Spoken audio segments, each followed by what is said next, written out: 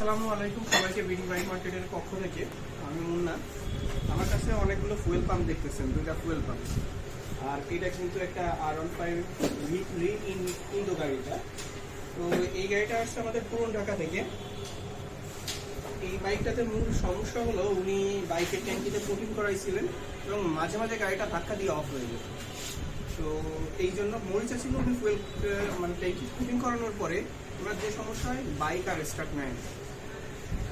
Bike start না নেওয়ার জন্য উনি যে গ্যারেজে কাজটা করাচ্ছিলেন বসায় সেইটা থেকে আপনার এই যে ফুয়েল পাম্পের লাইন টাইন সব কেটে ফেলছে।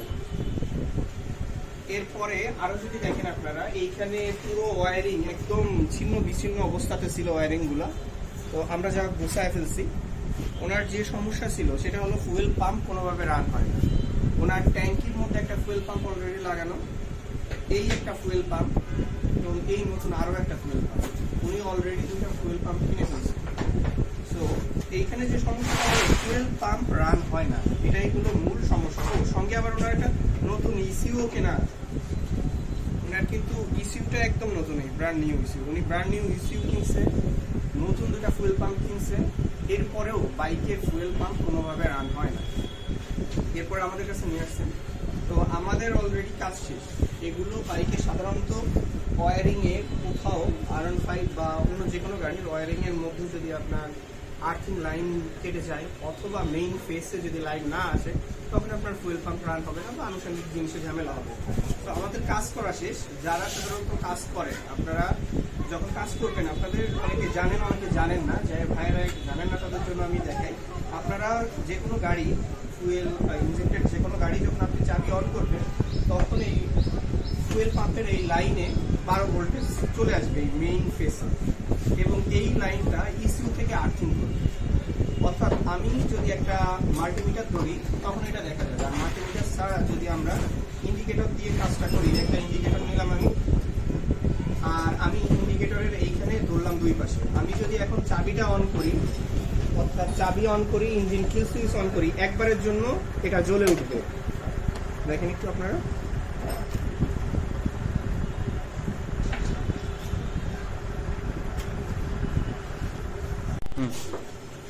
সো এইখানে দেখেন যখন আমরা কিন্তু এই যে টার্মিনালে ধরবো, এটা কিন্তু আমাদের ফেস লাইন 12 ভোল্ট আসবে। আর এইটা ইসিউ যখন কিল সুইচ অন করা হবে তখন আর্থিং করবে। আর গাড়ি স্টার্টের সময় সবসময় আর্থিং করবে। ইসিউর কাজই হলো আর্থিং করা। সো এখন আমরা গাড়িটা অন করি, দেখেন অন করার সঙ্গে সঙ্গে কিন্তু ইন্ডিকেটরটা জ্বলে উঠছে এবং কিছু সময়ের মধ্যে বন্ধ হয়ে যাবে। তার মানে ফুয়েল পাম্প রান হলো। আবার আমরা করে দেখাই। এই ক্ষেত্রে প্রত্যেকটা বাড়ি ফুয়েল পাম্প এই যে রান হবে, বন্ধ হয়ে যাবে। তো এইটা হলো ফুয়েল পাম্প, তার মানে ফুয়েল পাম্প এখন কাজ করবে। তো আমরা যদি একটা আলাদা ফুয়েল মোটরগুলো দেখাই, যেহেতু R15 V3 ইন্দো বলেন ইন্ডিয়ান বলেন, এগুলো কিন্তু এখানে 2 ফেস, একটা পজিটিভ নেগেটিভ যাওয়ার পর এখান থেকে 3 ফেস আসে। অর্থাৎ এইখানে ভোল্টেজ রেগুলেট করে। তো এই রেগুলেটার সার্কিটে যদি প্রবলেম হয় কখনো, আপনারা কিন্তু ফুয়েল পাম্প রান হবে না। তো এইখানে দেখেন আপনার যদি আমরা একটা মোটর দিয়ে ধরি, এই মোটরগুলো কিন্তু তখন রান হওয়া শুরু করবে।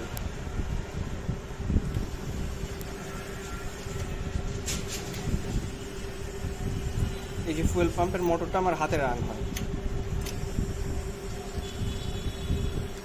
সো এই ধরনের সমস্যায় যারা পড়বেন, আপনারা ইসিউ আগে কিনবেন না, কারণ একটা ইসিউ অনেক এক্সপেন্সিভ হয়, ফুয়েল পাম্পও এক্সপেন্সিভ হয়। তো আপনারা আগে গ্রাউন্ডিংগুলো চেক করবেন যে প্রত্যেকটা জায়গায় গ্রাউন্ডিং ঠিক আছে কিনা।